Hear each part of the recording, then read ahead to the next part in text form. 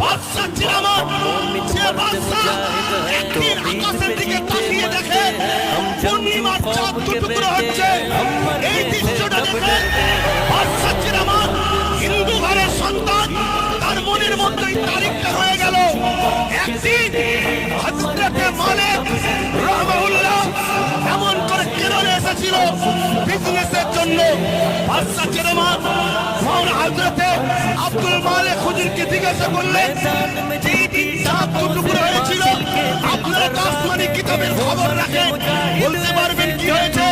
হযরত আব্দুল মালিক বললেন, এক জাদুকর আমার লিডার, আমাদের প্রফেট, মনুষ্য জাতির সর্দার নবী প্রফেট মুহাম্মদ সাল্লাল্লাহু আলাইহি ওয়াসাল্লামকে কিছু মুজিজা দেখতে চেয়েছিল আসমানে, তাই আঙ্গুলের ইশারা করেছিল, চাঁদটা দুটুকরো হয়ে গিয়েছিল।